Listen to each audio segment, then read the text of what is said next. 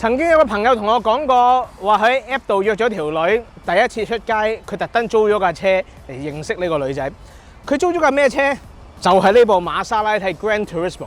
咁最尾佢有冇憑住呢架瑪莎拉蒂成功呃到蝦條呢？唔好意思，係冇嘅，因為喺香港溝女，車其實係冇 fucking 用嘅。出嚟溝女最緊要講真心，但係我哋講車嘅就梗係要講通病啦。今日呢架瑪莎拉蒂 Gran Turismo 係我恨咗好耐去拍嘅平玩，呢一集終於要嚟啦！渣男們，你 ready 好未啊？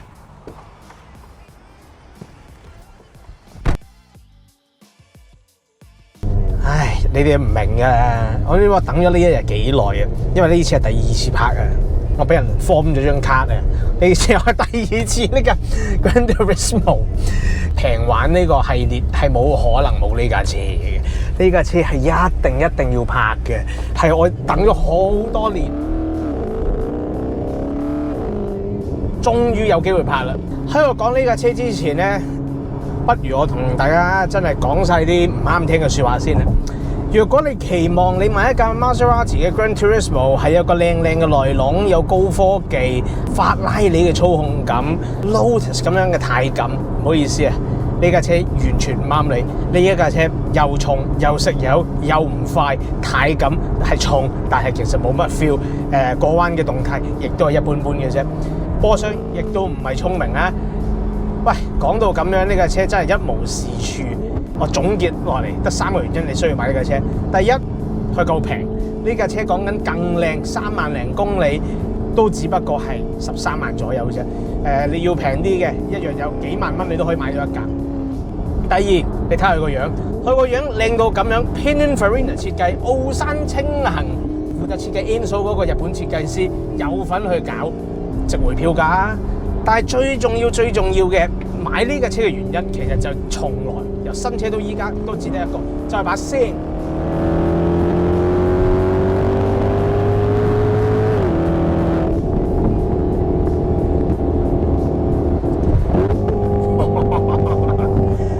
呢副4.7 V8 講唔上快，講唔上好高轉，講唔上有乜嘢好動人嘅表現，但係佢從來都係一個意大利男高音。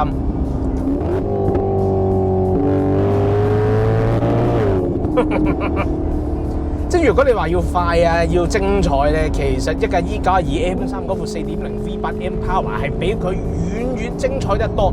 咁但係如果你講靚聲嘅話，真係 AMG M Power、Audi RS 呢啲全部都要行埋一邊，因為當年瑪莎拉蒂雕琢嘅其實真係並唔係咩 performance 啊，呢架車講 performance 真係有少少失禮嘅。咁但係你講聲浪，講呢個人底嘅 V8 聲，拉你都唔夠佢嚟，因為佢嘅 cross plane crank 同法拉利458啊、430嗰啲 flat plane crank 係完全兩樣嘢嚟嘅。你話 cross plane crank 嘅 V8 其實世上都有好多，但係要 tune 到呢一種咁好聽嘅喉聲咧，真係冇乜。你可能會覺得 M3 同佢把聲係有少少似嘅，即而且個聲底上係有類似。但係如果你講聲嘅話咧，其實 E90 M3 玩嗰啲叫 intake 聲，係嗰8隻獨立風杯索聲嗰啲索風聲。呢一架係真係純粹玩喉聲，因為呢一架車原裝嘅 Sport Exhaust 已經係真係好夠睇嘅。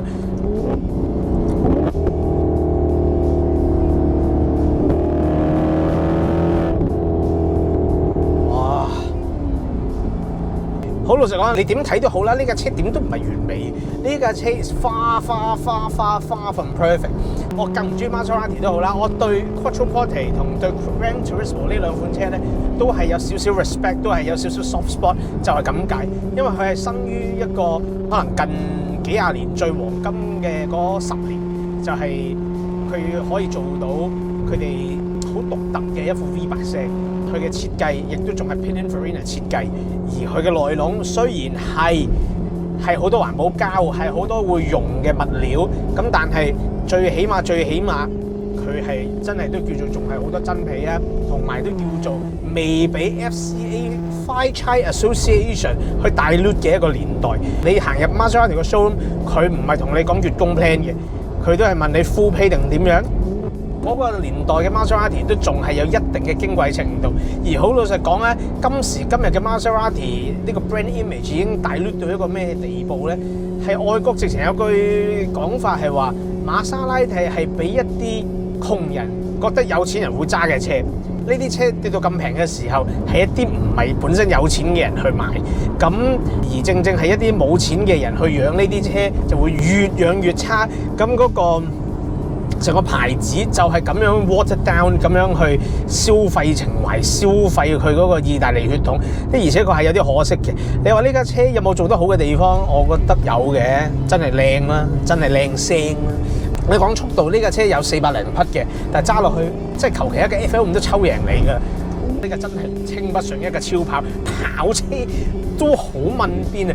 你話佢仿跑車咧，都勉勉強強都可以嘅。其中一個原因，應該我覺得佢唔係一個跑車，就係因為佢嘅車好重，呢架車係噸8、9㗎啦。其實你坐人啊、入門油，佢唔係一架輕嘅車嚟嘅，揸落去亦都唔見得比一架 Quattroporte 係靈活好多。甚至乎我覺得 Quattroporte 好似仲好揸啲啲添。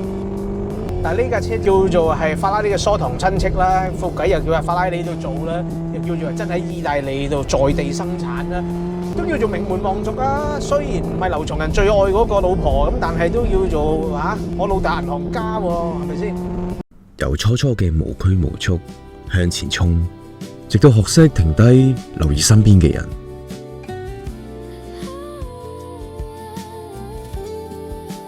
迎接新生命，先令人明白人生原來唔係趕路，而係同行。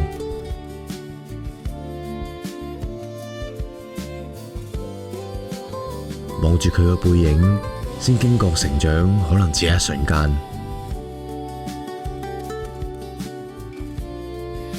學識改變步伐，同最愛嘅人一齊，先至可以走得更遠。陪伴你前進，邁向人生每個階段。大昌行認可二手車。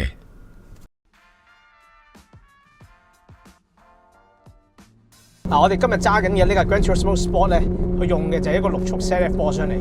喺當年未有8速自動波嘅年代咧，基本上Audi 又好、寶馬又好、Jaguar 都好咧，都係用呢一隻咁樣嘅直擺6速自動波嘅，冇問題嘅。呢個 setup 其實係相當之妥當、可靠，同埋係可以做到有拖波保油嘅動作，揸落去已經係比傳統自動波要好，要順暢啊，同埋轉波速度、邏輯呢啲嘢，全部都係合格嘅。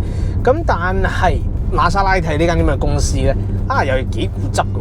佢就嫌呢個 ZF 波箱咧唔夠 Italian drama， 佢要 more drama。佢要 drama 嘅時候咧，佢又喺佢個籠底度抄翻佢嗰隻濕鳩 F1 波箱出嚟咧，就諗住擺上呢架車度用啦。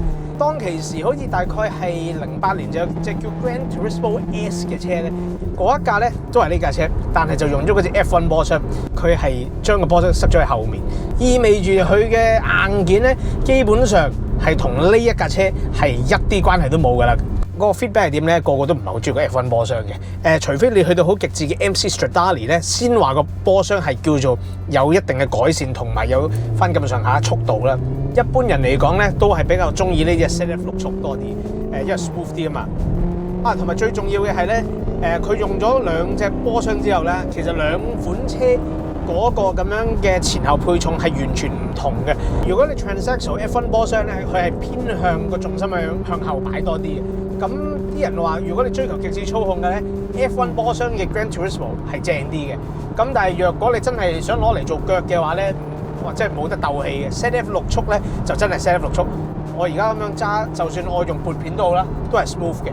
咁當然你要期望好似 PDK ZF 8速嗰啲咁快咁爽嘅表現咧，始終呢個係時代嘅眼淚啊，即係做唔到，甚至做唔到，冇辦法。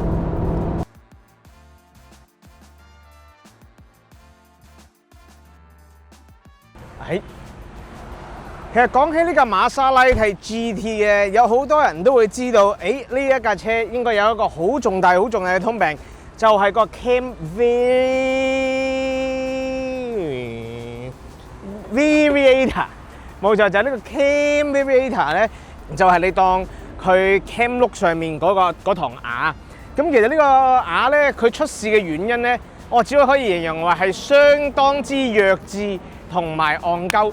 咁究竟係咩事幹呢？之前我哋講 Benz 就話嗰啲 Carburetor 會跳瓦會成啦，其實佢唔係跳瓦，佢係需一啲更弱智、更無聊、更唔應該忽視嘅問題，就係咧啲早期嘅4.2同4.7機器咧，講緊11年之前嗰啲咧，每次熄完車之後咧，佢冇呢個回油蛙爐嘅，佢基本上呢啲油咧就會滴，一晚咧就滴晒落個油底度。到你第二朝着車嘅時候咧，喺呢兩個位咧，呢兩堂瓦咧係完全冇油嘅。每次着車都會有3至5秒乾磨嘅時間。咁講緊係凍車尤其明顯啦。咁其實呢個問題咧，基本上所有4.2機器用 ZF 波箱嘅都一定中㗎啦。咁4.7咧都有機會中，咁但係11年打後咧就好好多，因為佢哋已經裝翻嗰個蛙爐。咁其實 Carburetor 呢個問題咧，要試佢咧就一定要凍車，有幾凍咧係徒手掂副計都唔會辣手嗰種凍。咁擺過嘢一着車就知龍與鳳㗎啦。咁其實呢個問題基本上未換過一定會中㗎啦。只要年份 engine 波箱嗰個配搭係中嗰隻咧，就一定會出現問題。佢其實咧佢唔係一朝一夕，即係唔係一下就會有問題嘅。佢係累積咗好耐出現嘅問題。由新車第一日已經會累積呢個問題。咁所以好多人都會話，大概係3到5萬公里咧就開始嚟問題啦。有啲人亦都會話，哇，10萬公里都冇事就冇事咧。其實唔係等於10萬公里冇事，只不過可能係上一手已經換咗。咁所以呢副引擎基本上最大問題就係個 Carburetor 出現乾磨問題。咁但係以呢部12年 facelift 咗嘅4.7 ZF 波箱為例咧，呢一架係安全嘅，係唔會出現呢個問題。如座底啊，都起碼呢度幫你慳翻3萬至5萬蚊。講緊香港整，喺大陸呢個問題都要2萬蚊。咁你可能會問啦，究竟呢個 Carburetor 點樣解決呢個問題咧？係咪俾咗錢就神奇地解決嘅？唔係啦，佢其實係會幫你換咗個改良件，因為呢個改良件基本上就喺小改款嘅車之後就會有翻，就係多咗嗰個回油蛙爐。等佢啊，長時間都會有啲有養護住嗰堂瓦。咁樣其實基本上有咗呢樣嘢之後，呢副機器咧可以話係相當之襟用嘅。仲有冇其他濕星嘅問題咧？有嘅，蛙爐冚漏油，因為始終佢引擎熱量大，佢嗰啲膠邊咧好快就會老化，就會出現漏油滴落死氣喉度，出現呢啲咁樣嘅問題啦。開到火嘴亦都係幾萬公里或者幾年就需要換一次嘅嘢啦。咁8支始終都唔係小兒科啊，同埋你見到收得少入啊，都要拆啲嘢。咁所以呢啲人工位咧唔會平得去邊嘅。另外水路亦都係需要注意啦。始終呢啲車咧副計咁熱嘅時候咧，佢又係啲意大利嗰啲咁樣嘅塑膠咧，嗰個咁嘅水壺係好容易爆啊，好容易裂。暗漏又有，明漏又有，總之佢一 overheat，你副計基本上都唔使要。咁所以呢啲位盡量睇清楚啦，睇下嗰啲水喉啊，附近會唔會開始已經有啲 coolant 漬。coolant 係有顏色噶嘛，所以一乾咗一定有顏色睇到嘅。呢啲位睇車嘅時候 check 清楚少少。好多人會話啦，呢啲 Maserati 唔係有2隻波箱嘅咩？呢一個又係 Maserati，我唔知佢諗乜嘢，有少少反人類嘅設計嚟嘅。最早期嘅 Gran Turismo 咧4.2係得6速 ZF 波箱嘅，到去做嗰隻叫做 Gran Turismo S 咧，咁4.7 V8 咧就開始有嗰隻嘅 F1 波箱，叫做 MC Shift 嘅 F1 波箱。咁嗰隻波箱咧，佢個波箱就唔係擺呢度嘅，佢係擺喺呢一度嘅。咁所以咧，導致佢嘅直濕、橫濕、底擔、Haso Mounting Point 所有嘢咧，基本上都同 ZF 波箱嗰啲車咧係完全唔同。咁所以兩隻車其實係好大分別嘅。咁之後俾人投訴得多，話4.7好挫。咁之後 Maserati 又將呢個 ZF 波箱擺埋落個4.7度。咁4.7配自動波喺我眼中啊，其實係一個比較啱香港用嘅配搭嚟嘅。雖然佢轉波叫做冇 F1 嗰個咁剛烈咁 raw 啦，咁但係叫做順滑少少。咁波箱由於擺喺呢一度嘅關係咧，佢個前後配重啊、底擔嗰啲嘢咧，又係唔同嘅。咁所以兩隻波箱其實真係好睇你需要乜嘢、想要乜嘢。若果你話係想要架車攞嚟日用、攞嚟港車北上跑長途舒服嘅，一定係買 ZF 版。咁若果你話要追求嗰種 F1 舊世界嘅挫啊，嗰種屬於嗰個年代嘅風味咧，咁嗰個 MC Shift 啊或者 MC Stradale 版咧，其實都有佢可愛之處嘅。咁但係若果你按 budget 嘅，我真係唔建議你玩嗰啲，因為嗰啲換一次嘅力只有幾皮嘢，我唔會太主張去玩，嗰啲自然淘汰得快嘅。反而若果你話真係想高收藏價值嘅咧，有一隻叫 MC Stradale 輕量版咧，嗰一架而家講緊二手盤都係20零萬嘅啫，引擎又大馬力好多啦，之後又有呢個好快嘅 F1 波箱啦，之後啲胎啊嗰啲嘢就全部都勁啲，你當係一架 Gran Turismo Speciale 咁樣啦。咁嗰架車其實如果你以收藏價值咧，喺外國嚟講係幾高嘅，價錢係貴嘅，但係香港都係唔值錢嘅。咁所以各取所需啦，我覺得。個人嚟講，耐用嘅一定係呢啲尾期嘅 ZF 4.7。若果你話前期4.2 ZF 玩唔玩得過咧？除非佢整咗個 cam variator， 若果唔係，千祈唔好掂 F1 波箱嘅。除非你預咗台幾粒子咧，都唔好掂。呢隻咁樣嘅 ZF 4.7咧，雖然唔係最快，唔係最 exciting 嗰架，但係講耐用、機械穩定性咧，呢一架會係一個比較好嘅選擇。咁當然啦，講咗瑪莎拉蒂就梗係唔止啲咁濕碎嘅嘢啦。其實淨係呢架車嘅油漆都值得講嘅。瑪莎拉蒂好中意話佢哋同法拉利有咩關係，有咩淵源的，而且確呢副機器係喺法拉利度做嘅，喺 Maranello 度冚嘅。其實我想講佢油漆上咧都係保留到法拉利嘅優良傳統嘅，特別係白色車，佢哋好興咧唔同嘅 panel 會有唔同色差，咁樣唔代表佢係一定翻噴過，呢個係自然現象嚟嘅，因為458都係咁樣嘅。一熱啲嘅位咧，就會同泵把啊、車門啊嗰啲位唔同色，咁所以若果你話揀白色車、淺色車咧，自己就要留意下，小心啲啦。另外 wrap 咗紙嘅 Gran Turismo 咧，我唔係好太建議，因為你度油漆基本上度唔到佢有幾厚灰嘅，同埋好多時 wrap 車都係為咗遮瑕疵，咁所以咧呢啲咁樣嘅盤咧，我都會盡量迴避。咁另外啊，呢道門咧，佢係好早期已經用咗一個電掣嘅開關啊！我哋而家啲電車好興就係一個電嘅感應掣，一撳落去佢就會 unlock 到門。其實呢架車都係嘅，但係佢吊詭在咧，佢個 mechanical switch 咧就喺正佢隔離 ，literally 係一個指甲嘅距離，佢就喺隔離。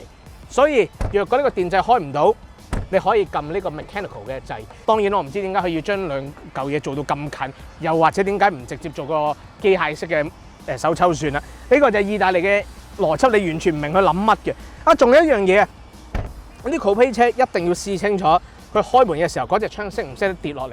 若果佢唔識跌落嚟，佢個摩打係拆咗嘅話咧，你一嘢閂埋去，佢有機會撞爆塊玻璃。咁意大利車呢啲嘢唔會平嘅，咁所以記得試清楚。咁講下內籠啊，先係 Gran Turismo 通病精彩之處。其實講得呢個年代嘅 Maserati 咧，冇可能唔提及佢嘅環保膠嘅。佢呢個環保膠嘅運用真係用得非常之差，同埋運用得非常之廣泛。基本上呢架車呢一個位，所有掣呢一啲位呢一啲位，全部都係環保膠。咁呢架車真係算好靚啊！講緊行咗34,000公里，佢好少出現呢個溶解嘅情況，證明呢架車應該以前真係長泊室內嘅，因為曬得多嘅一定唔係咁樣。基本上所有掣都會溶晒。香港又好，大陸又好，都係有車房識得去翻新呢啲掣，之後重新再 lay 晒 engrave 翻嗰個字啊、logo 上去。有嘅，但係香港整以我印象中真係好貴整呢樣嘢。咁你見到其實呢一個真係瑪莎拉蒂嘅痛點嚟嘅。點解啲瑪莎個樣可以生得咁靚？一耐咗上到車你就覺得唔開胃，覺得點解個車咁殘舊咧？就係呢啲環保膠啊，佢自己嗰個 coating 只會甩啊。佢有好輕微啦，呢架車一啲都唔算嚴重噶啦，以我見過嘅 Maserati 嚟講。咁但係係咯，好似嗰度裝呢個 chrome 邊咁樣啦，佢自己自然都好似有啲剝落啊，有啲老化咁樣。呢一個係我覺得。即係如果你揸開德國車，你追求嗰種好似波子嗰種好紮實啊、好襟啊、幾廿年都唔變嗰種嘅做工咧，佢係俾唔到你。呢啲位去用料上係的，而且確真係爭啲嘅。佢有樣嘢叫幾好嘅，佢好多嘢都係用真皮包嘅，因為 Maserati 當年好自豪就話佢哋嘅真皮係佢哋意大利國寶級嘅家私廠用嗰啲皮之後擺上去。咁的而且確係嘅，你聞落去依然係好有皮味嘅。咁但係咧咁多皮嘅時候咧，就好容易咧呢啲內籠飾件咧會擠地有啲吱吱聲。其實佢唔係鬆散嘅，只係不過皮與皮之間摩擦就會一定有呢啲咁嘅聲。但係咧公道講啊，佢個標台咧，佢嗰個 fit and finish 咧，其實算好紮實嘅。你而家撳落去係冇雜聲嘅啊！你而家嗰啲 Benz 嗰啲嗰啲啊，好容易有啦。呢個車冇㗎，呢個車喺呢啲位幾級啊？呢啲位又係啦，棘下啦嚇，已經開唔係好開到。咁呢啲細細翳啦，你其實意大利車係一架好手工化嘅車咧，即係啲手工意粉咧，嗰啲所謂 al dente 咧，都係有少少硬胃㗎嘛。咁你接受到就梗係 perfect 啦，接受唔到咧，咁食翻百德阿姨都冇乜問題嘅。咁其實你話睇一架二手嘅 Gran Turismo， 最緊要試清楚冷氣凍唔凍啊！呢啲車整冷氣唔會平㗎嚇，嗰啲冷氣 panel 嗰啲掣係咪所有嘢都有反應嘅咧？呢啲 Sport 啊、Ice 啊、Parking Sensor Off 啊、Traction Control Off 啊，啲咩邏輯嚟？佢個 parking sensor on 同 off 係分開兩個啫，一左一右擺咗呢一度，好似兩個無關痛癢嘅嘢，但係其實係有關係。例如好似開尾箱蓋、開油箱蓋呢啲掣，全部都要試清楚。因為啊，佢有機會嗰啲環保膠咧溶咗之後咧，佢好似個 con 咁樣啊。你戴個 con 咧，你有冇試過隻 con 攝咗喺眼球後面？佢嗰啲溶咗嘅殘骸物咧，有機會就攝咗入嗰條罅度，令到佢嗰粒即係接觸不良，係有出現過呢啲咁嘅問題嘅。咁所以一定要試清楚啦。同埋呢啲意大利車咧，啲電子嘢咧，始終唔算話真係好可靠。咁其實點解你話意大利車電子嘢唔可靠咧？有少少係佢傳統以來留低嘅一個 reputation 啦。另外就係呢一個年代嘅車咧，佢哋太多電子系統，佢啲電子系統其實擺得耐咧，佢係會慢慢食電。呢啲車你一耐唔揸咧，佢嚿電一擺到冇咧，或者電壓低咧，就好容易 trigger 到呢個 warning、呢個 warning， 所有 warning 着晒。咁所以我建議呢啲車買翻嚟最好嚿電池跟一跟，換嚿新嘅精神嘅。你耐唔揸嘅，買個 trickle charger 養住嚿電，等佢唔好去到冇或者走電嘅情況走得咁嚴重。再唔係揸得多啲咯，揸多啲呢啲車其實都冇問題嘅，佢機件上係襟嘅，只不過你要用得密啲，等佢啲電器嘢咧唔好自己亂諗嘢嚇，自己走晒啲電。基本上呢個車個內籠，你只要接受到佢已經有年代感啦，佢啲 graphic 係唔靚噶啦，佢呢個 infotainment 亦都係除咗叫藍牙之外，功能都冇乜噶啦。你接受到呢啲嘢，呢一架車我覺得係有佢嘅吸引力嘅。點解外國佢依然賣到咁貴咧？係有原因嘅。不過前提係你唔可以當係德國車咁樣，你唔可以即係當揸保時捷咁樣，你真係要接受佢一啲缺點嘅。但係我老實講，撳咗個 Sport Mode， 即係呢把聲就值回票價咯。咁但係呢架車係咪真係得把聲咧？嗱，我哋睇埋啲實用性啊，其實未必嘅。